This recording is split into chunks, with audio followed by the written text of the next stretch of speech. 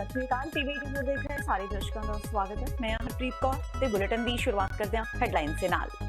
ਨਾਗਰਿਕਤਾ ਕਾਨੂੰਨ ਤੇ ਦਾਇਰ 144 ਪਟੀਸ਼ਨਾਂ ਤੇ ਸੁਣਵਾਈ ਕਰਦਿਆਂ ਸੁਪਰੀਮ ਕੋਰਟ ਨੇ ਅੱਜ ਕਿਸੇ ਵੀ ਅੰਤਰਿਮ ਆਦੇਸ਼ ਦੇਣ ਤੋਂ ਕੀਤਾ ਇਨਕਾਰ। ਕੇਂਦਰ ਸਰਕਾਰ ਨੂੰ ਪਟੀਸ਼ਨਾਂ ਤੇ ਜਵਾਬ ਦੇਣ ਲਈ 4 ਹਫ਼ਤਿਆਂ ਦਾ ਦਿੱਤਾ ਸਮਾਂ। ਚੀਫ ਜਸਟਿਸ ਨੇ ਕਿਹਾ ਕਿ ਉਹ ਇੱਕ ਪਾਸੜ ਆਦੇਸ਼ ਨਹੀਂ ਦੇ ਸਕਦੇ।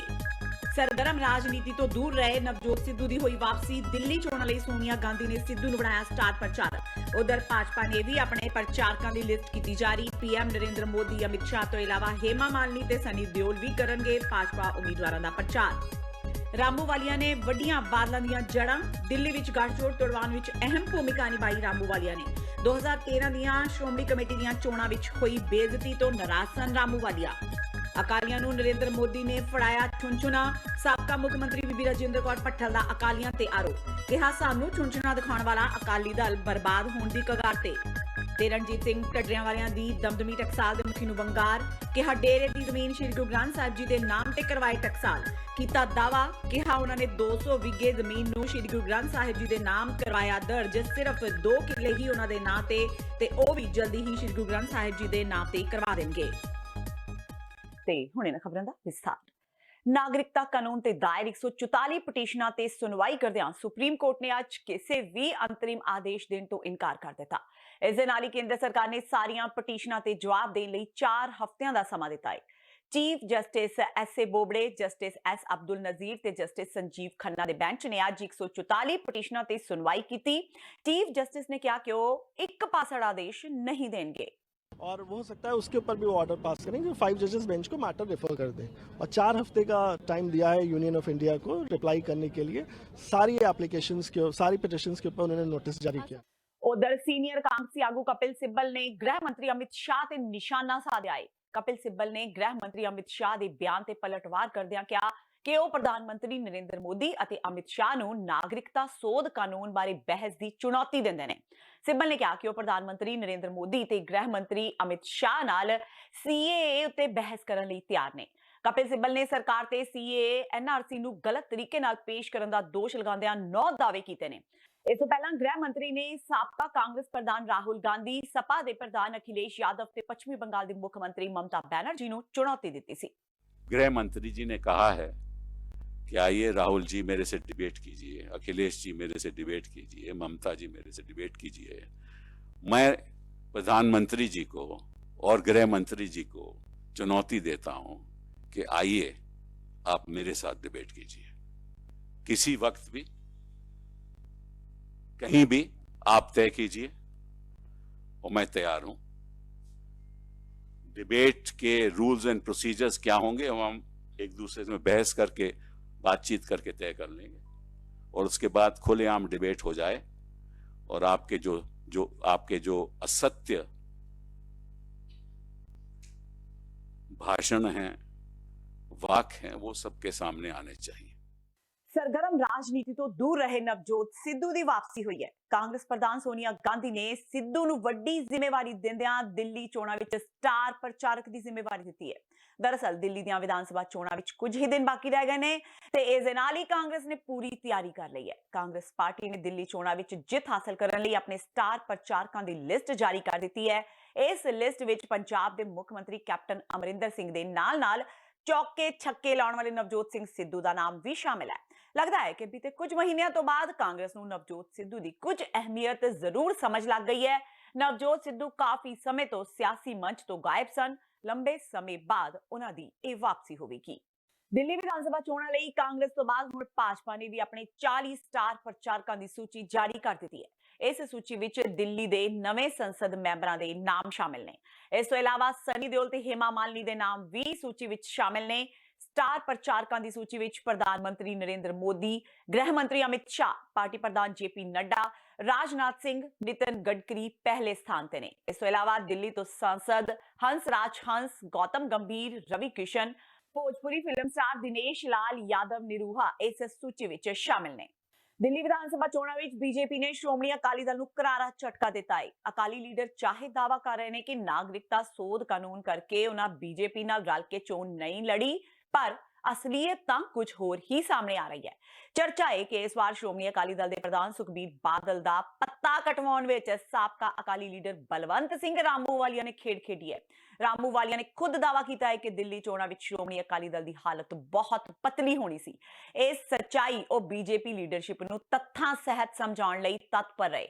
ਸਿਆਸੀ ਹਲਕਿਆਂ ਵਿੱਚ ਚਰਚਾਵਾਂ ਨੇ ਕਿ ਰਾਮੂਵਾਲੀਆ ਦਿੱਲੀ ਸਿੱਖ ਗੁਰਦੁਆਰਾ ਪ੍ਰਬੰਧਕ ਕਮੇਟੀ ਦੀਆਂ 2013 ਵਿੱਚ ਹੋਈਆਂ ਚੋਣਾਂ ਮੌਕੇ ਹੋਈ ਬੇਇੱਜ਼ਤੀ ਨੂੰ ਨਹੀਂ ਭੁੱਲੇ। ਪਿਛਲੇ ਕਰੀਬ 1 ਸਾਲ ਤੋਂ ਦਿੱਲੀ ਦੇ ਵਿਰੋਧੀ ਅਕਾਲੀ ਆਗੂਆਂ ਵਿੱਚ ਸਰਗਰਮ ਸਨ। ਰਾਮੂਵਾਲੀਆ ਸ਼੍ਰੋਮਣੀ ਅਕਾਲੀ ਦਲ ਦੇ ਕੌਮੀ ਪ੍ਰਧਾਨ ਸੁਖਬੀਰ ਬਾਦਲ ਵੱਲੋਂ ਆਪਣੀ ਦਿੱਲੀ ਵਿਚਲੀ ਰਿਹਾਇਸ਼ ਵਿੱਚ ਆਪਣੇ ਤੋਂ ਸੀਨੀਅਰ ਆਗੂਆਂ ਨੂੰ ਦਫ਼ਤਰ ਵਿੱਚ ਇੱਕ ਕਤਾਰ ਵਿੱਚ ਖੜਾ ਕਰਨ ਤੋਂ ਵੀ ਦੁਖੀ ਸਨ।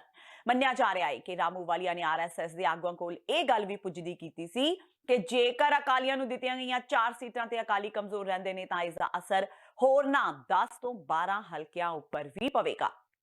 किन्ने प्रधान लाओ, मैं 1000 रुपया इनाम दूं, मेरे को थोड़े है इन्ने की अज 1000 रुपया इनाम देऊं जेड़ा बंदा ये दस देवे कि सुखबीर बादल तो बिना किसे प्रधान दे जुम्मे पंथ वेच के पैसे बनाउण दा सच दा की झूठा इल्जाम भी लगे। एक भी सिक्खी दे बूटे दियां शाखां फुल पत्तियां पत्ते 65 मुल्कां च 65 मुल्कां च और हरे भरे है, लेकिन बादलों ने अमृतसर सिक्खी दे बूटे दी बिरछ दी जड़ च तेजाब दी बाल्टी नहीं पाई, भर के रेल गड्डी वाला कैंटर जिहा पाता है। पर गुरु दी किरपा है कि बाहर विदेशों में फल चमक रहा है, पंजाब में सिखां दियां अकलां शक्लां नस्लां ते फसलां तबाह करतियां, इत्थे दिल्ली च तबाह करन नूं फिरदे आ, होणीਆਂ नहीं। ਆਮ ਆਦਮੀ ਪਾਰਟੀ ਪੰਜਾਬ ਦੇ ਸੀਨੀਅਰ ਆਗੂ ਤੇ ਵਿਰੋਧੀ ਧਿਰ ਦੇ ਨੇਤਾ ਹਰਪਾਲ ਚੀਮਾ ਨੇ ਅਕਾਲੀ ਭਾਜਪਾ ਗੱਠਜੋੜ ਵਿੱਚ ਪਈ ਤਰੇੜ ਬਾਰੇ ਅਕਾਲੀਆਂ ਵੱਲੋਂ ਦਿੱਤੀ ਜਾ ਰਹੀ ਸਫਾਈ ਨੂੰ ਦੋਗਲੇਪਨ ਦਾ ਸਿਖਰ ਕਰਾਰ ਦਿੱਤਾ ਹੈ। ਚੀਮਾ ਨੇ ਕਿਹਾ ਬੇਸ਼ੱਕ ਇਹ ਭਾਜਪਾ ਤੇ ਅਕਾਲੀ ਦਲ ਦਾ ਅੰਦਰੂਨੀ ਮਾਮਲਾ ਹੈ, ਪਰ ਬਾਦਲ ਦਲੀਆਂ ਵੱਲੋਂ ਨਾਗਰਿਕਤਾ ਸੋਧ ਕਾਨੂੰਨ ਦੇ ਹਵਾਲੇ ਨਾਲ ਜੋ ਸਫਾਈ ਦਿੱਤੀ ਜਾ ਰਹੀ ਹੈ ਉਹ ਅਸਲੀਅਤ ਤੋਂ ਦੂਰ ਹੈ। ਚੀਮਾ ਨੇ ਕਿਹਾ ਕਿ ਜਦੋਂ ਦਾ ਸੀਏ ਵਿਵਾਦ ਸ਼ੁਰੂ ਹੋਇਆ ਏ ਆਪਣੀ ਪਾਰਟੀ ਵੱਲੋਂ ਬਾਦਲਾਂ ਨੇ ਜਾਂ ਤਾਂ ਚੁੱਪ ਵੱਟੀ ਰੱਖੀ ਤੇ ਜਾਂ ਫਿਰ ਦੋਗਲਾ ਰੁਖ ਅਪਣਾਇਆ। ਚੀਮਾ ਨੇ ਕਿਹਾ ਕਿ ਭਾਜਪਾ ਨੇ ਬਾਦਲਾਂ ਦੀ ਖਿਸਕ ਚੁੱਕੀ ਜ਼ਮੀਨ ਨੂੰ ਦੇਖਦਿਆਂ ਅਕਾਲੀ ਦਲ ਨੂੰ ਦਿੱਲੀ ਦੀਆਂ ਚੋਣਾਂ ਵਿੱਚੋਂ ਮੱਖਣ ਵਿੱਚੋਂ ਵਾਲ ਵਾਂਗ ਬਾਹਰ ਸੁੱਟ ਦਿੱਤਾ। ਇਸ ਬੇਇੱਜ਼ਤੀ ਤੇ ਪਰਦਾ ਪਾਉਣ ਲਈ ਬਾਦਲਾਂ ਨੇ ਸੀਏ ਦਾ ਹਵਾਲਾ ਦਿੱਤਾ ਹੈ, ਜਦਕਿ ਅਸਲੀਅਤ ਇਹ ਹੈ ਕਿ ਭਾਜਪਾ ਨੇ ਬਾਦਲਾਂ ਨੂੰ ਦਿੱਲੀ ਵਿੱਚ ਅਕਾਲੀ ਦਲ ਦੇ ਚੋਣ ਨਿਸ਼ਾਨ ਤੇ ਇੱਕ ਵੀ ਟਿਕਟ ਦੇਣ ਤੋਂ ਕੋਰਾ ਜਵਾਬ ਦਿੰਦਿਆਂ ਸਾਫ਼ ਕੁਰਕੀ ਦਿੱਤੀ ਹੈ ਕਿ ਜੇਕਰ ਅਕਾਲੀ ਦਲ ਨੇ ਇਕੱਲੇ ਜਾਂ ਕਿਸੇ ਹੋਰ ਪਾਰਟੀ ਨਾਲ ਗੱਠਜੋੜ ਕਰਕੇ ਦਿੱਲੀ ਚੋਣਾਂ ਲੜੀਆਂ ਤਾਂ ਹਰਸਿਮਰਤ ਬਾਦਲ ਦੀ ਮੋਦੀ ਮੰਤਰੀ ਮੰਡਲ ਵਿੱਚੋਂ ਛੁੱਟੀ ਤੈਅ ਹੈ। ਅਕਾਲੀ ਦਲ ਕਹਿੰਦਾ ਸੀ ਸਾਡਾ 9 ਮਾਸ ਦਾ ਰਿਸ਼ਤਾ ਹੈਗਾ, ਮੈਂ ਸਮਝਦਾ ਅੱਜ ਉਹ ਜਿਹੜਾ ਪਤੀ ਪਤਨੀ ਵਾਲਾ ਰਿਸ਼ਤਾ ਹੈਗਾ ਉਹ ਟੁੱਟਿਆ ਨਜ਼ਰ ਆਉਂਦਾ। ਅੱਜ ਕਿਤੇ ਨਾ ਕਿਤੇ ਜਿਹੜਾ ਅਕਾਲੀ ਦਲ ਦਾ ਪਤੀ ਆ ਉਹ ਨਾਰਾਜ਼ ਹੋ ਗਿਆ। ਅੱਜ ਮੈਂ ਸਮਝਦਾ ਪਹਿਲਾਂ ਹਰਿਆਣੇ 'ਚ ਉਹਨਾਂ ਨੂੰ ਜਿਹੜੀ ਆ ਭਜਾਇਆ, ਅਕਾਲੀ ਦਲ ਨੂੰ ਹਰਿਆਣੇ 'ਚੋਂ ਭਜਾਇਆ, ਹੁਣ ਦਿੱਲੀ 'ਚੋਂ ਭਜਾ ਰਹੇ ਨੇ। ਹੁਣ ਜਿਹੜੀ ਅਗਲੀ ਵਾਰੀ ਆ ਉਹ ਪੰਜਾਬ ਦੀ ਆ। ਤੁਸੀਂ ਦੇਖੋਗੇ ਕਿ ਕਿਸ ਤਰ੍ਹਾਂ ਅਕਾਲੀ ਦਲ ਨੂੰ ਜਿਹੜਾ ਬੀਜੇਪੀ ਭਜਾ ਰਹੀ ਹੈ। ਤਾਂ ਬੜਾ ਕਾਰਨ ਸਪਸ਼ਟ ਆ ਕਿ ਅਕਾਲੀ ਦਲ ਉੱਤੇ ਬੇਅਦਬੀ ਕਰਨ ਦੇ ਬਹੁਤ ਵੱਡੇ ਦੋਸ਼ ਨੇ। ਅਕਾਲੀ ਦਲ ਦੇ ਸਮੇਂ ਜਿਹੜੀ ਆ 1986 'ਚ ਬੇਅਦਬੀ ਹੋਈ, 2015 'ਚ ਬੇਅਦਬੀ ਹੋਈ। ਸੋ ਮੈਂ ਸਮਝਦਾਗਾ ਜਿਹੜਾ ਅਕਾਲੀ ਦਲ ਆ ਲੋਕਾਂ 'ਚ ਨਫ਼ਰਤ ਦਾ ਪਾਤਰ ਬਣਿਆ ਹੈ। ਪੰਜਾਬ ਦੇ ਬੱਚੇ ਨੂੰ ਪਤਾ ਗਾ ਕਿ ਜਿਹੜਾ ਅਕਾਲੀ ਦਲ ਆ ਉਹ ਬਹੁਤ ਹੀ ਮਾੜੀਆਂ ਹਰਕਤਾਂ ਕਰਦਾ, ਪੰਜਾਬ ਨੂੰ ਲੁੱਟਦਾ ਗਾ, ਪੰਜਾਬ ਨੂੰ ਬਰਬਾਦ ਕਰਦਾ ਗਾ, ਪੰਜਾਬ ਨਾਲ ਧਰਮ ਦੇ ਆਧਾਰ ਤੇ ਸਿਆਸਤ ਕਰਦਾ ਗਾ। ਸੋ ਲੋਕ ਉਹ ਤੋਂ ਛੁਟਕਾਰਾ ਪਾਉਣਾ ਚਾਹੁੰਦੇ, ਇਹੀ ਕਾਰਨ ਆ ਕਿ ਬੀਜੇਪੀ ਉਹ ਤੋਂ ਛੁਟਕਾਰਾ ਪਾਉਣਾ ਚਾਹੁੰਦੀ ਹੈ। ਨੇਤਾਜੀ ਸੁਭਾਸ਼ ਚੰਦਰ ਬੋਸ ਦੇ ਜਨਮ ਦਿਨ ਦੇ ਸਮਾਗਮ ਵਿੱਚ ਸ਼ਿਰਕਤ ਕਰਨ ਸੰਗਰੂਰ ਪਹੁੰਚੀ ਸਾਬਕਾ ਮੁੱਖ ਮੰਤਰੀ ਬੀਬੀ ਰਾਜਿੰਦਰ ਕੌਰ ਪੱਠਲ ਨੇ ਸ਼੍ਰੋਮਣੀ ਅਕਾਲੀ ਦਲ ਉੱਤੇ ਬੀਜੇਪੀ ਨਾਲ ਦਿੱਲੀ ਵਿੱਚ ਗੱਠਜੋੜ ਟੁੱਟਣ ਤੇ ਹਮਲਾ ਬੋਲਿਆ ਹੈ। ਪੱਠਲ ਨੇ ਕਿਹਾ ਕਿ ਹੁਣ ਅਕਾਲੀ ਦਲ ਬਰਬਾਦ ਹੋਣ ਦੀ ਕਗਾਰ ਤੇ ਆ ਗਿਆ ਹੈ ਤੇ ਇਸੇ ਲਈ ਮੋਦੀ ਨੇ ਉਹਨਾਂ ਤੋਂ ਕਿਨਾਰਾ ਕਰ ਲਿਆ। ਉਹਨਾਂ ਕਿਹਾ ਕਿ ਅਕਾਲੀ ਦਲ ਪੰਜਾਬ ਵਿੱਚ ਬਿਲਕੁਲ ਬਰਬਾਦ ਹੋ ਚੁੱਕਿਆ ਹੈ। ਜਿਵੇਂ ਪਤਝੜ ਵਿੱਚ ਦਰਖਤਾਂ ਦੇ ਪੱਤੇ ਝੜ ਜਾਂਦੇ ਨੇ, ਇਸੇ ਤਰ੍ਹਾਂ ਅਕਾਲੀ ਦਲ ਵੀ ਟੁੱਟ ਰਿਹਾ ਹੈ। ਉਹਨਾਂ ਕਿਹਾ ਕਿ ਅਕਾਲੀ ਦਲ ਦੇ ਕਈ ਟੁਕੜੇ ਹੋ ਚੁੱਕੇ ਨੇ ਜਿਸ ਦਾ ਵੱਖ ਹੋ ਕੇ ਵੀ ਕਿਸੇ ਨੂੰ ਕੋਈ ਫਾਇਦਾ ਨਹੀਂ ਹੈ। ਉਹਨਾਂ ਕਿਹਾ ਕਿ ਜੋ ਪੰਜਾਬ ਵਿੱਚ ਕਾਂਗਰਸ ਸਰਕਾਰ ਨੂੰ ਚੁੰਝਣੇ ਵਿਖਾ ਰਹੇ ਸਨ, ਹੁਣ ਦਿੱਲੀ ਵਿੱਚ ਮੋਦੀ ਨੂੰ ਵੀ ਪਤਾ ਚੱਲ ਗਿਆ ਹੈ ਕਿ ਇਹਨਾਂ ਦੇ ਕੋਲ ਕੁਝ ਨਹੀਂ ਹੈ। ਅਕਾਲੀ ਦਲ ਦੇ ਤਾਂ ਜਿਹਨੂੰ ਆਪਾਂ ਕਹਿੰਦੇ ਆ ਕਿ ਸਿਆਸੀ ਉਹਦਾ ਪਾਲੇ ਚੋਂ ਨਿਕਲ ਚੁੱਕਿਆ ਅਕਾਲੀ ਦਲ, ਆਪਸ ਵਿੱਚ 2 ਟੁਕੜਿਆਂ 'ਚ ਵੰਡਿਆ ਗਿਆ। ਔਰ ਹੁਣ ਦਿੱਲੀ ਵਾਲਿਆਂ ਨਾਲੋਂ ਵੀ ਇਹਨਾਂ ਦੇ ਤਾਂ ਪਤਝੜ ਦੀ ਰੁੱਤ ਆਈ ਵੀ ਅਕਾਲੀ ਦਲ ਦੇ ਉੱਤੇ। ਇਹ ਅਕਾਲੀ ਦਲ ਸਿਆਸੀ ਪਾਰਟੀ ਪਤਝੜ ਦੀ ਰੁੱਤ ਦਾ ਸ਼ਿਕਾਰ ਹੋਇਆ ਵਾ। ਇਹ ਸਾਰੇ ਹੀ ਚਾਹੇ ਕਿੰਨੇ ਗਰੁੱਪ ਅੱਡ ਅੱਡ ਬਣਾ ਲੈਣ, ਚਾਹੇ ਇਕੱਠੇ ਬਣਾ ਲੈਣ, ਕੁਛ ਕਰ ਲੈਣ, ਜੋ ਇਹਨਾਂ ਨੇ ਪੁਰਾਣੇ ਸਮੇਂ 'ਚ ਮੈਂ ਸਮਝਦੀ ਹਾਂ ਕਿ ਪਾਪ ਕੀਤੇ ਨੇ ਸਾਡੇ ਉਹ ਧਾਰਮਿਕ ਮਾਮਲੇ, ਸਮਾਜਿਕ ਮਾਮਲੇ 'ਚ ਕਿਸ ਤਰੀਕੇ ਨਾਲ ਨਸ਼ਿਆਂ ਤੇ ਲਾਇਆ, ਨੌਜਵਾਨਾਂ ਨੂੰ किस तरीके अतवादी वास्ते अतवादी बनने वास्ते नौजवानों नूं ये दिंदे रहे, अपना इनकरेज करते रहे, किस तरीके नाल बरगाड़ी मामले में आके किस तरीके नाल पंथ का नां सिੱਖੀ ਦੇ ਨਾਂ ਦੇ ਉੱਤੇ ਦੁਰਵਰਤੋਂ ਕਰਕੇ ਇਹ ਸਾਡੀਆਂ ਆਪਣੀ ਰਾਜਸੀ ਕੁਰਸੀਆਂ ਮੰਨਦੇ ਰਹੇ। ਅੱਜ ਉਹ ਸਾਰੇ ਗੱਲਾਂ ਕੀਤੇ ਪਾਪਾਂ ਦਾ ਅੰਤ ਆ ਗਿਆ, ਜਿੱਥੇ ਅਕਾਲੀ ਦਲ ਖੇਰੂ ਖੇਰੂ ਹੋ ਕੇ ਰਹਿ ਗਿਆ। ਇਹਨਾਂ ਨੂੰ ਹੁਣ ਪੁੱਛਿਆ ਹੀ ਨਹੀਂ ਕਿਸੇ ਨੇ। ਇਹਨਾਂ ਨੂੰ ਆ ਜਿਹੜੇ ਪਿੱਛੇ ਜੇ ਦੱਸ ਚੁਣਛਣੇ, ਇਹਨਾਂ ਨੂੰ ਪਤਾ ਲੱਗ ਗਿਆ ਕਿ ਉਹਨਾਂ ਨੇ ਬੀਜੇਪੀ ਵਾਲਿਆਂ ਨੇ ਵੀ ਚੁਣਛਣੇ ਫੜਾਤੇ, ਬਜਾਈ ਜਾਓ, ਤੁਹਾਡੇ ਪੱਲੇ ਦਾ ਕੁਛ ਹੈ ਨਹੀਂਗਾ। ਲੁਧਿਆਣਾ ਤੋਂ ਲੋਕ ਇਨਸਾਫ ਪਾਰਟੀ ਦੇ ਮੁਖੀ ਸਿਮਰਜੀਤ ਸਿੰਘ ਬੈਂਸ ਨੇ ਦਿੱਲੀ ਵਿੱਚ ਭਾਜਪਾ ਤੇ ਅਕਾਲੀ ਦਲ ਵਿਚਾਲੇ ਗੱਠਜੋੜ ਟੁੱਟਣ ਦੇ ਮਾਮਲੇ ਤੇ ਆਪਣੀ ਪ੍ਰਤੀਕਿਰਿਆ ਦਿੰਦਿਆਂ ਕਿਹਾ ਕਿ ਅਕਾਲੀ ਦਲ ਦਾ ਸਾਥ ਹੁਣ ਉਹਨਾਂ ਦੀ ਭਾਈਵਾਲ ਪਾਰਟੀ ਨੇ ਵੀ ਛੱਡ ਦਿੱਤਾ ਹੈ। ਉਹਨਾਂ ਕਿਹਾ ਕਿ ਪੰਜਾਬ ਵਿੱਚ ਵੀ ਭਾਜਪਾ ਅਕਾਲੀ ਦਲ ਦਾ ਸਾਥ ਛੱਡਣ ਨੂੰ ਤਿਆਰ ਹੈ ਤੇ ਜਲਦੀ ਹੀ ਉਹ ਇਸ ਦਾ ਐਲਾਨ ਕਰ ਸਕਦੇ ਨੇ। ਬੈਂਸ ਨੇ ਕਿਹਾ ਕਿ ਅਕਾਲੀ ਦਲ ਹੁਣ ਖਾਲੀ ਹੋ ਗਿਆ ਹੈ। ਆਗਾਮੀ ਵਿਧਾਨ ਸਭਾ ਚੋਣਾਂ ਵਿੱਚ ਪੰਜਾਬ ਹਿਤੈਸ਼ੀ ਆਗੂ ਇਕਜੁੱਟ ਹੋ ਕੇ ਰਵਾਇਤੀ ਪਾਰਟੀਆਂ ਨੂੰ ਜਵਾਬ ਜ਼ਰੂਰ ਦੇਣਗੇ। ਗੱਠਜੋੜ ਪੰਜਾਬ ਦੇ ਵਿੱਚ ਵੀ ਟੁੱਟਣਾ ਤੈਅ ਹੈਗੀ ਹੈ ਇਹ ਗੱਲ, ਕਿਉਂਕਿ ਬਾਦਲ ਸੈਂਟਰ ਗਵਰਨਮੈਂਟ ਦੇ ਫਰਾਂ ਦੇ ਥੱਲੇ ਲੁਕੇ ਫਿਰਦੇ ਆ। ਹੁਣ ਰੌਲਾ ਕੀ ਪਾਉਂਦੇ ਆ, ਕਹਿੰਦੇ ਜੀ ਅਸੀਂ CAA ਨਾਗਰਿਕਤਾ ਸੋਧ ਕਾਨੂੰਨ ਜਿਹੜਾ BJP ਨੇ ਉਹ ਦੇਸ਼ ਦੇ ਵਿੱਚ ਲਾਗੂ ਕੀਤਾ, ਇਸ ਕਰਕੇ ਅਸੀਂ ਜਿਹੜਾ ਗੱਠਜੋੜ ਤੋੜਿਆ। ਜੇ ਇਹ ਗੱਲ ਹੈਗੀ ਆ, ਇਸ ਗੱਲ ਕਰਕੇ ਗੱਠਜੋੜ ਤੋੜਿਆ, ਤੇ ਫਿਰ ਤੁਰੰਤ ਬੀਬੀ ਹਰਸਿਮਰਤ ਕੌਰ ਬਾਦਲ ਨੂੰ ਰਿਜ਼ਾਈਨ ਕਰਨਾ ਚਾਹੀਦਾ, ਕਿਉਂਕਿ ਜਿਹੜਾ ਨਾਗਰਿਕਤਾ ਸੋਧ ਬਿੱਲ ਆ, ਬੀਬੀ ਹਰਸਿਮਰਤ ਕੌਰ ਬਾਦਲ ਉਸੇ ਕੈਬਨਿਟ ਦੇ ਵਿੱਚ ਕੈਬਨਿਟ ਰੈਂਕ ਦੀ ਬਿਜਲੀ ਦਾ ਆਨੰਦ ਮਾਣਦੇ ਆ। ਦੂਜਾ ਨੰਬਰ, ਬਾਦਲਾਂ ਨੇ ਗੱਠਜੋੜ ਟੁੱਟਣ ਤੋਂ ਬਾਅਦ ਦਿੱਲੀ ਵਿਧਾਨ ਸਭਾ ਤੋਂ ਆਪਣੇ ਆਪ ਨੂੰ ਅਲੱਗ ਕਰ ਲਿਆ, ਮੈਦਾਨ ਛੱਡ ਕੇ ਭੱਜਿਆ ਹੈ ਉੱਥੋਂ। ਅਕਾਲੀ ਦਲ ਬਾਦਲ ਦਾ ਮੈਦਾਨ ਛੱਡ ਕੇ ਭੱਜਣਾ ਅਕਾਲੀ ਦਲ ਦੀ ਹਾਰ ਦਾ ਪਹਿਲਾ ਸਟੈਪ ਹੈਗਾ ਹੈ। ਵੈਸੇ ਤਾਂ 60 ਤੋਂ ਬਾਅਦ 13 ਤੇ ਆ ਗਏ। ਪੰਜਾਬ ਦੇ ਅੰਦਰ ਜਿਹੜੀ ਅਸੈਂਬਲੀ ਆ, ਇਹ ਤੋਂ ਵੀ ਮਾੜੇ ਹਾਲਾਤ ਪੰਜਾਬ ਦੇ ਲੋਕ ਗਿਣ ਕੇ ਬਦਲੇ ਬਾਦਲਾਂ ਤੋਂ ਲੈਣਗੇ ਕਿ 10 ਸਾਲ ਜਿਹਨਾਂ ਲੋਕਾਂ ਨੇ ਪੰਜਾਬ ਦੇ ਅੰਦਰ ਰੇਤ ਬਜਰੀ ਚਿੱਟਾ, ਪੰਜਾਬ ਦੇ ਅੰਦਰ ਟਰਾਂਸਪੋਰਟ ਮਾਫੀਆ ਬਣਾ ਕੇ ਪੰਜਾਬ ਦੀ ਆਰਥਿਕਤਾ ਤੇ ਨੌਜਵਾਨੀ ਨੂੰ ਤਬਾਹ ਕੀਤਾ, ਪੰਜਾਬ ਦੇ ਲੋਕ ਵੀ ਕਦੇ ਮਾਫ ਨਹੀਂ ਕਰਨਗੇ। ਸੋ ਦਿੱਲੀ ਦੇ ਵਿੱਚੋਂ ਦੁੰਬ ਦਵਾ ਕੇ ਬਾਦਲਾਂ ਦਾ ਭੱਜਣਾ ਪਹਿਲੀ ਹਾਰ ਬਾਦਲਾਂ ਦੀ। ਤੇ ਹੁਣ ਵੇਲਾ ਹੋ ਗਿਆ ਬ੍ਰੇਕ ਦਾ। ਬਾਕੀ ਦੀਆਂ ਖਬਰਾਂ ਇਸ ਬ੍ਰੇਕ ਤੋਂ ਬਾਅਦ।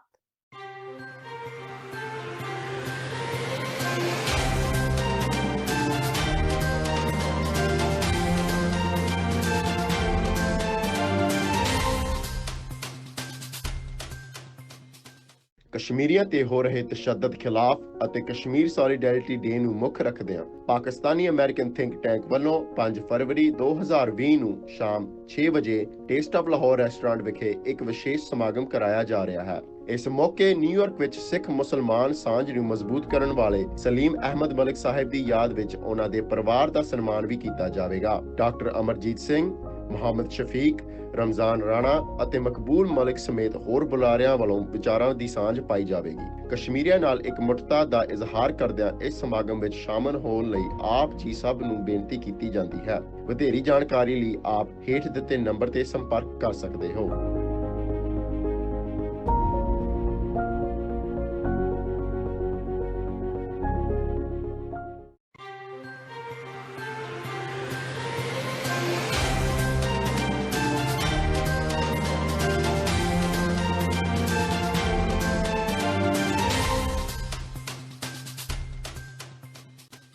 ਬ੍ਰੇਕ ਤੋਂ ਬਾਅਦ TV84 ਦੇ ਖਬਰਾਂ ਦੇ ਬੁਲੇਟਿਨ ਵਿੱਚ ਸਵਾਗਤ ਹੈ। ਵਧਦਿਆਂ ਅਗਲੀ ਖਬਰ ਵੱਲ। ਦਿੱਲੀ ਵਿੱਚ ਭਾਜਪਾ ਤੇ ਅਕਾਲੀ ਦਲ ਦੇ ਟੁੱਟੇ ਗੱਠਜੋੜ ਦਾ ਅਸਰ ਪੰਜਾਬ ਵਿੱਚ ਵੀ ਦੇਖਣ ਨੂੰ ਮਿਲ ਰਿਹਾ ਹੈ, ਜਿਸ ਦੇ ਚਲਦਿਆਂ ਪੰਜਾਬ ਦੇ ਆਗੂਆਂ ਨੇ ਹੁਣ RSS ਨੂੰ ਵੀ ਆਪਣੇ ਨਿਸ਼ਾਨੇ ਤੇ ਲੈ ਲਿਆ ਹੈ।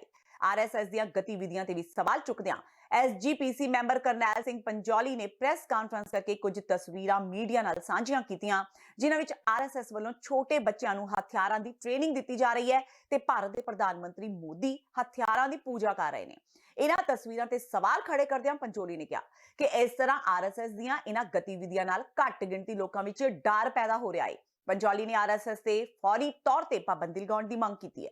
ਬੇਨਤੀ ਇਹ ਹੈ ਕਿ RSS ਜਿਹੜੀ ਹੈ ਉਹ ਨਿੱਕੇ ਬੱਚਿਆਂ ਨੂੰ ਟ੍ਰੇਨਿੰਗ ਦੇ ਰਹੀ ਹੈ ਹਥਿਆਰਾਂ ਦੀ, ਘੱਟ ਗਿਣਤੀਆਂ ਪ੍ਰਤੀ ਨਫ਼ਰਤ ਦੀ ਭਾਵਨਾ ਪੈਦਾ ਕਰ ਰਹੀ ਹੈ। RSS ਜਿਹੜੀ ਆ ਉਹ ਦੇਸ਼ ਦੀ ਏਕਤਾ ਤੇ ਅਖੰਡਤਾ ਨੂੰ ਨਹੀਂ ਬਚਾ ਸਕਦੀ, ਉਹ ਕਿਸੇ ਸਰਹੱਦ ਤੇ ਜਾ ਕੇ ਜੰਗ ਨਹੀਂ ਲੜ ਸਕਦੀ, ਨਾ ਅੱਜ ਤੱਕ ਕਦੇ ਉਹਨਾਂ ਨੇ ਲੜੀ ਹੈ। ਉਹਨਾਂ ਨੂੰ ਮੇਰੀ ਬੇਨਤੀ ਹੈ, ਮੈਂ ਆਪ ਵੀ ਬੇਨਤੀ ਕਰਨੀ ਚਾਹੁੰਦਾ ਕਿ ਉਹ ਆਪਣਾ ਸੋਸ਼ਲ ਐਕਟੀਵਿਟੀ ਕਾਇਮ ਰੱਖਣ, ਜਾਰੀ ਰੱਖਣ, ਚੰਗੇ ਸਕੂਲ ਖੋਲ੍ਹਣ, ਚੰਗੀ ਵਿੱਦਿਆ ਦੇਣ, ਵਾਤਾਵਰਨ ਸੰਭਾਲਣ ਲਈ ਲੋਕਾਂ ਨੂੰ ਟ੍ਰੇਨਿੰਗ ਦੇਣ, ਵਾਤਾਵਰਨ ਦੇ ਨਾਲ ਜਿਹੜੀਆਂ ਭਿਆਨਕ ਬਿਮਾਰੀਆਂ ਪੈਦਾ ਹੋਣੀਆਂ ਉਹਦੇ ਪ੍ਰਤੀ ਆਪਣੀ ਜਾਗਰੂਕਤਾ ਕਰਨ। ਲੇਕਿਨ ਨਿੱਕੇ ਬੱਚਿਆਂ ਨੂੰ ਆਪਣੇ ਧਰਮ ਦਾ ਪ੍ਰਚਾਰ ਕਰਨ ਜੀ ਸਦਕੇ ਲੇਕਿਨ ਨਿੱਕੇ ਨਿੱਕੇ ਬੱਚਿਆਂ ਨੂੰ ਟ੍ਰੇਨਿੰਗ ਦੇ ਕੇ ਘੱਟ ਗਿਣਤੀਆਂ ਨੂੰ ਡਰਾਉਣ ਧਮਕਾਉਣ ਦਾ ਯਤਨ ਕਰਨਾ ਇਹ ਸਿਵਲ ਵਾਰ ਨੂੰ ਸੱਦਾ ਦੇਣਾ ਹੈ। ਇਸ ਕਰਕੇ ਹਿੰਦੁਸਤਾਨ ਦਾ ਪ੍ਰਾਈਮ ਮਿਨਿਸਟਰ ਹੈ, ਮੈਂ ਉਹਨੂੰ ਅਪੀਲ ਕਰਨੀ ਚਾਹੁੰਦਾ ਕਿ ਬਿਨਾਂ ਦੇਰੀ ਇਹੋ ਜਿਹੀ ਜਥੇਬੰਦੀ ਤੇ ਪਾਬੰਦੀ ਲਾਉਣੀ ਚਾਹੀਦੀ ਹੈ ਜਿਹੜੀ ਘੱਟ ਗਿਣਤੀਆਂ ਨੂੰ ਡਰਾ ਰਹੀ ਹੈ ਤੇ ਹਿੰਦੁਸਤਾਨ 'ਚ ਸਿਵਲ ਵਾਰ ਲੱਗਣ ਵਰਗੇ ਮਾਹੌਲ ਪੈਦਾ ਕਰ ਰਹੀ ਹੈ।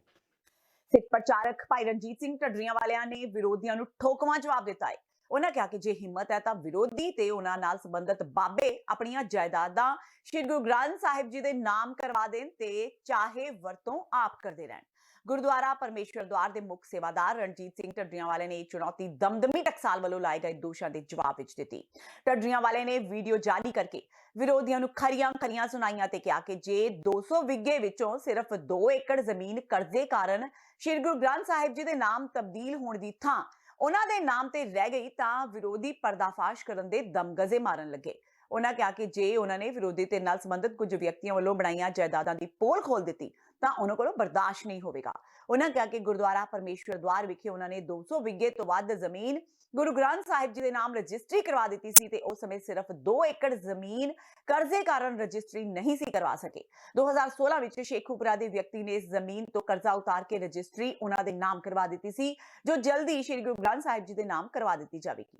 ਵਿਰੋਧੀਆਂ ਦੇ ਦੋਸ਼ ਕਿ ਭਾਵੇਂ ਜ਼ਮੀਨ ਗੁਰੂ ਗ੍ਰੰਥ ਸਾਹਿਬ ਜੀ ਦੇ ਨਾਮ ਤੇ ਹੈ ਪਰ ਇਸ ਦੀ ਵਰਤੋਂ ਤਾਂ ਢੱਡਰੀਆਂ ਵਾਲੇ ਨੇ ਕਰਨੀ ਹੈ ਦਾ ਜਵਾਬ ਦਿੰਦਿਆਂ ਉਹਨਾਂ ਕਿਹਾ ਕਿ ਜੇ ਹਿੰਮਤ ਹੈ ਤਾਂ ਵਿਰੋਧੀ ਤੇ ਉਹਨਾਂ ਨਾਲ ਸੰਬੰਧਿਤ ਬਾਬੇ ਆਪਣੀਆਂ ਜਾਇਦਾਦਾਂ ਸ਼੍ਰੀ ਗੁਰੂ ਗ੍ਰੰਥ ਸਾਹਿਬ ਜੀ ਦੇ ਨਾਮ ਕਰਵਾ ਦੇਣ ਤੇ ਵਰਤੋਂ ਭਾਵੇਂ ਆਪ ਕਰਦੇ ਰਹਿਣ। ਪਰਸੋਂ ਸਰਚਾਂਦ ਸਿੰਘ ਇੱਕ ਟਕਸਾਲ ਵਾਲਿਆਂ ਦਾ ਬੁਲਾਰਾ, ਉਹ ਕਹਿੰਦਾ ਢੱਡਰੀਆਂ ਦੇ ਨਾਂ 2 ਕਿੱਲੇ ਜ਼ਮੀਨ ਬੋਲਦੀ ਹੈ, ਪ੍ਰਚਾਰ ਬੰਦ ਕਰੇ। ਮੈਂ ਕਿਹਾ ਤੇਰੇ ਪਿਓ ਦਾ ਰਾਜ ਹੈ, ਪ੍ਰਚਾਰ ਬੰਦ ਕਰਾਂ ਮੈਂ ਸਟੇਜ ਆਪਣੀ ਮਰਜ਼ੀ ਨਾਲ ਲੱਖ ਵਾਰੀ ਬੰਦ ਕਰ ਦਿਆਂ, ਗਲ ਚ ਅੰਗੂਠਾ ਦੇ ਕੇ ਬੰਦ ਕਰਾ ਲਓਗੇ ਤੁਸੀਂ?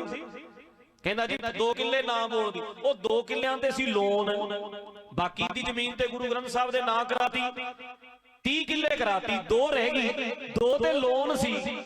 ਤੇ ਤੁਹਾਨੂੰ ਪਤਾ ਵੀ ਲੋਨ ਵਾਲੀ ਜ਼ਮੀਨ ਦਾ ਇੰਤਕਾਲ ਚੜਦਾ ਨਹੀਂ ਜਿੰਨਾ ਚਿਰ ਲੋਨ ਕਲੀਅਰ ਨਾ ਹੋਵੇ। ਤੇ ਟਕਸਾਲ ਕਹਿੰਦੀ ਲੱਭ ਗਿਆ ਜੀ ਸਾਨੂੰ, ਪਰਦੇ ਫਾਸ਼ ਹੋ ਗਏ, ਢੱਡਰੀਆਂ ਵਾਲੇ ਦੇ ਨਾਂ 2 ਕਿੱਲੇ ਬੋਲਦੀ ਹੈ। ਮੈਂ ਕਿਹਾ ਜੇ ਮੈਂ ਆਪਣੀ ਆਈ ਤੇ ਆਉਂਦਾ 2000 ਕਿੱਲਾ ਬਣਾਉਂਦਾ, 2 ਕਿੱਲੇ ਨਹੀਂ 2 ਕਿੱਲੇ ਨਹੀਂ ਫਿਰ 2000 ਬਣਾਉਂਦਾ ਜੇ ਆਪਣੀ ਆਈ ਤੇ ਆਉਂਦਾ। ਜੇ ਜ਼ਮੀਨਾਂ ਹੀ ਬਣਾਉਣ ਵਾਲੇ ਪਾਸੇ ਪੈਣਾ ਹੁੰਦਾ ਨਾ ਤੇ ਬਾਬਾ ਨੰਬਰ 1 ਸੀ ਮੈਂ। ਆਖਿਆ ਜੀ ਟਕਸਾਲ ਨੂੰ ਲੱਭ ਗਏ ਜੀ, ਅਖਬਾਰਾਂ 'ਚ ਸਾਰੀਆਂ 'ਚ ਖਬਰ ਲੱਗੀ ਸੀ, ਗੱਲ ਹੋ ਗਏ ਪਰਦੇ ਫਾਸ਼। ਮੈਂ ਕਿਹਾ ਐ ਹੋਣਗੇ ਪਰਦੇ ਫਾਸ਼, ਐ ਤੁਸੀਂ ਕਰੋਗੇ। ਤੁਹਾਡੇ ਬ੍ਰਹਮ ਗਿਆਨੀਆਂ ਦੇ ਜਿਹੜੇ 4 ਸਾਲਾਂ 'ਚ ਪਰਦੇ ਫਾਸ਼ ਹੋਏ ਆ ਨਾ, ਇਹ ਬੱਚੇ ਨੂੰ ਪਤਾ। ਤੇ ਜਿੰਨਾ ਚਿਰ ਜ਼ਬਾਨ ਰਹੂ ਗਲਾ ਚੱਲਦਾ ਰਹੂ, ਏਦਾਂ ਹੀ ਕਰੂ। ਵੱਖੋ ਵੱਖਰੀਆਂ ਸਿੱਖ ਜਥੇਬੰਦੀਆਂ ਸ਼੍ਰੀ ਦਰਬਾਰ ਸਾਹਿਬ ਨੂੰ ਜਾਂਦੀ ਹੈਰੀਟੇਜ ਸਟਰੀਟ ਉੱਤੇ ਲਾਏ ਬੁੱਤਾਂ ਦਾ ਵਿਰੋਧ ਕਰ ਰਹੀਆਂ ਨੇ। ਦਰਅਸਲ ਹੈਰੀਟੇਜ ਸਟਰੀਟ ਉੱਤੇ ਭੰਗੜਾ ਪਾਉਂਦੀਆਂ ਆਕ੍ਰਿਤੀਆਂ ਦੇ ਬੁੱਤ ਲਗਾਏ ਗਏ ਸਨ ਤੇ ਕੁਝ ਸਿੱਖ ਨੌਜਵਾਨਾਂ ਨੇ ਇਹਨਾਂ ਬੁੱਤਾਂ ਦੀ ਕਥਿਤ ਤੌਰ ਤੇ ਭੰਨਤੋੜ ਕੀਤੀ ਸੀ, ਜਿਸ ਕਾਰਨ ਉਹਨਾਂ ਨੂੰ ਹਿਰਾਸਤ ਵਿੱਚ ਲੈ ਲਿਆ ਗਿਆ ਸੀ। ਸਿੱਖ ਜਥੇਬੰਦੀਆਂ ਵੱਲੋਂ ਹੁਣ ਉਹਨਾਂ ਨੌਜਵਾਨਾਂ ਤੇ ਪਾਏ ਮਾਮਲੇ ਵਾਪਸ ਲੈਣ ਦੀ ਮੰਗ ਕੀਤੀ ਜਾ ਰਹੀ ਹੈ। ਇਸ ਤਹਿਤ ਉਹਨਾਂ ਵੱਲੋਂ ਰੋਸ ਧਰਨਾ ਦਿੱਤਾ ਜਾ ਰਿਹਾ ਹੈ।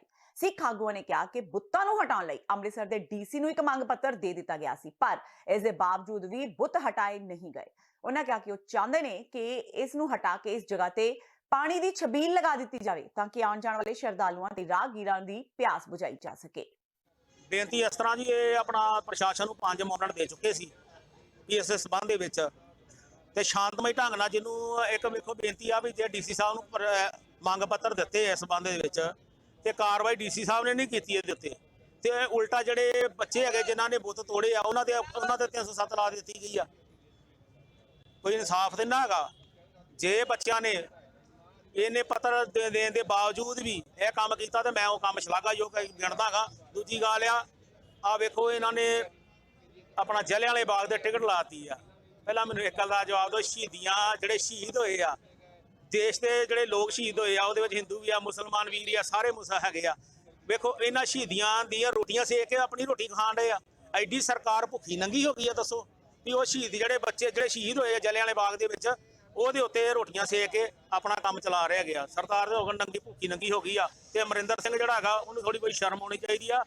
ਜੇ ਉਹ ਚਾਹਣ ਵੀ ਇੱਥੇ ਸ਼ਾਂਤੀ ਹੋਵੇ ਤੇ ਬੁੱਤ ਹਟਾਉਣ ਲੱਗਿਆ ਕੋਈ ਬਾਬਾ ਜੀ ਕੋਈ ਜ਼ਿਆਦਾ ਚਿਰ ਨਹੀਂ ਲੱਗਣਾ। ਇਹਨਾਂ ਨੂੰ ਬੁੱਤਾਂ ਨੂੰ ਹੋਰ ਕਤਵਾਲੀ ਦੇ ਵਿੱਚ ਫਿੱਟ ਕਰ ਦਿਓ, ਕਿਤੇ ਹੋਰ ਕਿਤੇ ਫਿੱਟ ਕਰ ਦਿਓ ਤੇ ਇੱਥੇ ਕੋਈ ਵੀ ਹੋਰ ਬੁੱਤ ਨਾ ਲਾਓ। ਮੈਂ ਇਸ ਹੱਕ 'ਚ ਹੈ ਹੀ ਨਹੀਂ ਆ ਵੀ ਇੱਥੇ ਕੋਈ ਹੋਰ ਬੁੱਤ ਲਾਇਆ ਜਾਵੇ। ਇੱਥੇ 2 ਛਬੀਲਾਂ ਲਾ ਦਿੱਤੀਆਂ ਜਾਣ ਜਿਹੜੀਆਂ ਆਉਣ ਵਾਲੀਆਂ ਸੰਗਤਾਂ ਜਿੰਨੀਆਂ ਹੈਗੀਆਂ ਉਹ ਆ ਕੇ ਜਲ ਸਕਣ। ਸ਼੍ਰੀ ਹਰਮੰਦਰ ਸਾਹਿਬ ਦੇ ਵਿਰਾਸਤੀ ਮਾਰਗ ਉਤੇ ਲੱਗੇ ਭੰਗੜੇ ਦੇ ਬੁੱਤਾਂ ਨੂੰ ਤੋੜਨ ਵਾਲੇ ਮਾਮਲੇ ਵਿੱਚ ਸ਼੍ਰੀ ਅਕਾਲ ਤਖ਼ਤ ਸਾਹਿਬ ਦੇ ਜਥੇਦਾਰ ਸਿੰਘ ਸਾਹਿਬ ਗਿਆਨੀ ਹਰਪ੍ਰੀਤ ਸਿੰਘ ਵੱਲੋਂ ਇੱਕ ਸਬ ਕਮੇਟੀ ਦਾ ਗਠਨ ਕੀਤਾ ਗਿਆ ਹੈ, ਜਿਸ ਵਿੱਚ ਸ਼੍ਰੋਮਣੀ ਕਮੇਟੀ ਦੇ ਮੁੱਖ ਸਕੱਤਰ ਡਾਕਟਰ ਰੂਪ ਸਿੰਘ, ਸੀਨੀਅਰ ਡਿਪਟੀ ਪ੍ਰਧਾਨ ਰਜਿੰਦਰ ਸਿੰਘ ਮਹਿਤਾ ਤੇ ਚੀਫ ਖਾਲਸਾ ਦੀਵਾਨ ਦੇ ਮੁਖੀ ਨਿਰਮਲ ਸਿੰਘ ਨੂੰ ਸ਼ਾਮਿਲ ਕੀਤਾ ਗਿਆ ਹੈ। ਸ਼੍ਰੋਮਣੀ ਕਮੇਟੀ ਤੋਂ ਇਲਾਵਾ ਸਕੱਤਰ ਸੁਖਦੇਵ ਸਿੰਘ ਨੂੰ ਇਸ ਕਮੇਟੀ ਦਾ ਕੋਆਰਡੀਨੇਟਰ ਨਿਯੁਕਤ ਕੀਤਾ ਗਿਆ ਹੈ, ਜੋ ਕਿ ਪ੍ਰਸ਼ਾਸਨ ਤੇ ਕਮੇਟੀ ਵਿੱਚ ਗੱਲਬਾਤ ਦਾ ਰਸਤਾ ਬਣਾਉਣਗੇ।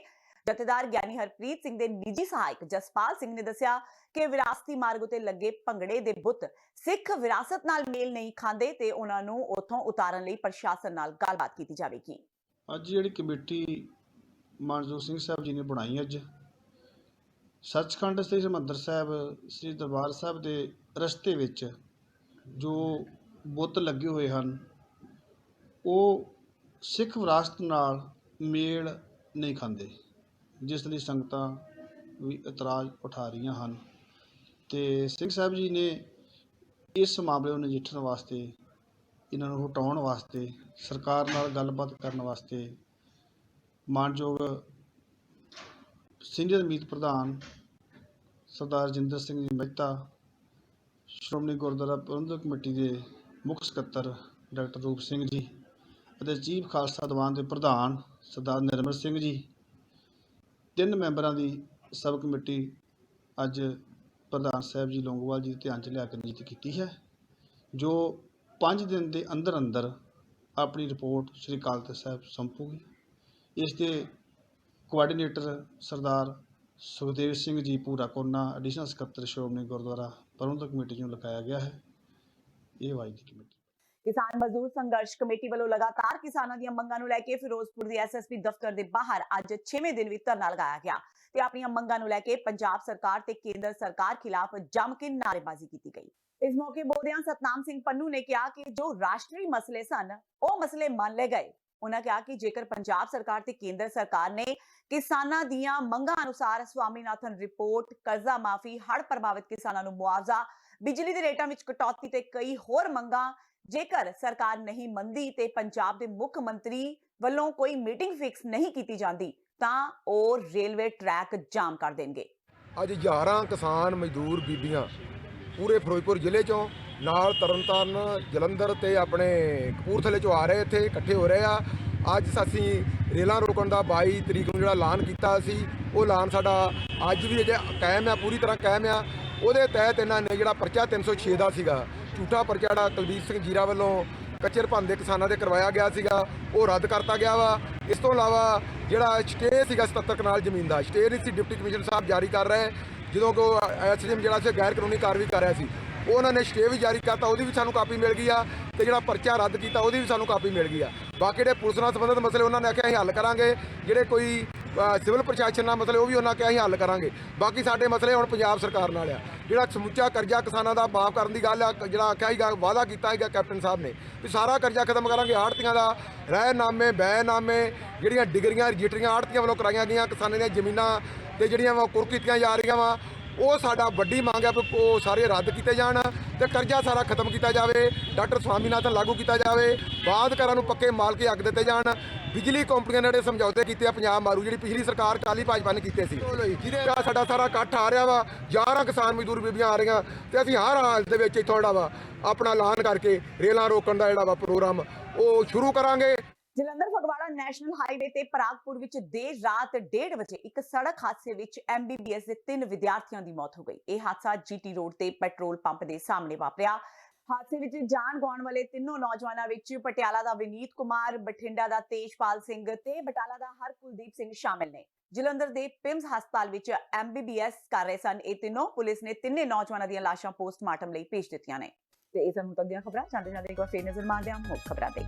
ਨਾਗਰਿਕਤਾ ਕਾਨੂੰਨ ਤੇ ਦਾਇਰ 144 ਪਟੀਸ਼ਨਾਂ ਤੇ ਸੁਣਵਾਈ ਕਰਦਿਆਂ ਸੁਪਰੀਮ ਕੋਰਟ ਨੇ ਅੱਜ ਕਿਸੇ ਵੀ ਅੰਤਰਿਮ ਆਦੇਸ਼ ਦੇਣ ਤੋਂ ਕੀਤਾ ਇਨਕਾਰ। ਕੇਂਦਰ ਸਰਕਾਰ ਨੂੰ ਪਟੀਸ਼ਨਾਂ ਤੇ ਜਵਾਬ ਦੇਣ ਲਈ 4 ਹਫ਼ਤਿਆਂ ਦਾ ਦਿੱਤਾ ਸਮਾਂ। ਚੀਫ ਜਸਟਿਸ ਨੇ ਕਿਹਾ ਕਿ ਉਹ ਇੱਕ ਪਾਸੜ ਆਦੇਸ਼ ਨਹੀਂ ਦੇ ਸਕਦੇ। ਸਰਗਰਮ ਰਾਜਨੀਤੀ ਤੋਂ ਦੂਰ ਰਹੇ ਨਵਜੋਤ ਸਿੱਧੂ ਦੀ ਹੋਈ ਵਾਪਸੀ। ਦਿੱਲੀ ਚੋਣਾਂ ਲਈ ਸੋਨੀਆ ਗਾਂਧੀ ਨੇ ਸਿੱਧੂ ਨੂੰ ਬਣਾਇਆ ਸਟਾਰ ਪ੍ਰਚਾਰਕ। ਉਧਰ ਭਾਜਪਾ ਨੇ ਵੀ ਆਪਣੇ ਪ੍ਰਚਾਰਕਾਂ ਦੀ ਲਿਸਟ ਕੀਤੀ ਜਾਰੀ। PM ਨਰਿੰਦਰ ਮੋਦੀ, ਅਮਿਤ ਸ਼ਾਹ ਤੋਂ ਇਲਾਵਾ ਹੇਮਾ ਮਾਲਿਨੀ ਤੇ ਸਨੀ ਦਿਓਲ ਵੀ ਕਰਨਗੇ ਭਾਜਪਾ ਉਮੀਦਵਾਰਾਂ ਦਾ ਪ੍ਰਚਾਰ। ਰਾਮੂਵਾਲੀਆ ਨੇ ਵੱਡੀਆਂ ਬਾਦਲਾਂ ਦੀਆਂ ਜੜ੍ਹਾਂ। ਦਿੱਲੀ ਵਿੱਚ ਗੱਠਜੋੜ ਤੋੜਵਾਉਣ ਵਿੱਚ ਅਹਿਮ ਭੂਮਿਕਾ ਨਿਭਾਈ ਰਾਮੂਵਾਲੀਆ ਨੇ। 2013 ਦੀਆਂ ਸ਼੍ਰੋਮਣੀ ਕਮੇਟੀ ਦੀਆਂ ਚੋਣਾਂ ਵਿੱਚ ਹੋਈ ਬੇਇੱਜ਼ਤੀ ਤੋਂ ਨਾਰਾਜ਼ ਸਨ ਰਾਮੂਵਾਲੀਆ। ਅਕਾਲੀਆਂ ਨੂੰ ਨਰਿੰਦਰ ਮੋਦੀ ਨੇ ਫੜਾਇਆ ਚੁਣਚੁਣਾ। ਸਾਬਕਾ ਮੁੱਖ ਮੰਤਰੀ ਬੀਬੀ ਰਜਿੰਦਰ ਕੌਰ ਭੱਠਲ ਦਾ ਅਕਾਲੀਆਂ ਤੇ ਆਰੋਪ। ਕਿਹਾ ਸਾਨੂੰ ਚੁਣਚੁਣਾ ਦਿਖਾਉਣ ਵਾਲਾ ਅਕਾਲੀ ਦਲ ਬਰਬਾਦ ਹੋਣ ਦੀ ਕਗਾਰ ਤੇ ਰਣਜੀਤ ਸਿੰਘ ਢੱਡਰਿਆਂ ਵਾਲਿਆਂ ਦੀ ਦਮਦਮੀ ਟਕਸਾਲ ਦੇ ਮੁਖੀ ਨੂੰ ਵੰਗਾਰ। ਕਿਹਾ ਡੇਰੇ ਦੀ ਜ਼ਮੀਨ ਸ਼੍ਰੀ ਗੁਰੂ ਗ੍ਰੰਥ ਸਾਹਿਬ ਜੀ ਦੇ ਨਾਮ ਤੇ ਕਰਵਾਏ ਟਕਸਾਲ। ਕੀਤਾ ਦਾਵਾ। ਕਿਹਾ ਉਹਨਾਂ ਨੇ 200 ਵਿਗੇ ਜ਼ਮੀਨ ਨੂੰ ਸ਼੍ਰੀ ਗੁਰੂ ਗ੍ਰੰਥ ਸਾਹਿਬ ਜੀ ਦੇ ਨਾਮ ਕਰਵਾਇਆ ਦਰਜ। ਸਿਰਫ 2 ਕਿੱਲੇ ਹੀ ਉਹਨਾਂ ਦੇ ਨਾਂ ਤੇ ਉਹ ਵੀ ਜਲਦੀ ਹੀ ਸ਼੍ਰੀ ਗੁਰੂ ਗ੍ਰੰਥ ਸਾਹਿਬ ਜੀ ਦੇ ਨਾਮ ਤੇ ਕਰਵਾ ਦੇਣਗੇ। ਇਸ ਦੇ ਨਾਲ ਹੀ TV 84 ਦਾ ਖਬਰਾਂ ਦਾ ਬੁਲੇਟਿਨ ਖਤਮ ਹੁੰਦਾ ਹੈ। ਮੈਨੂੰ ਹਰਪ੍ਰੀਤ ਕੌਰ ਨੂੰ ਦਿਓ ਇਜਾਜ਼ਤ। ਸਤਿ ਸ਼੍ਰੀ ਅਕਾਲ।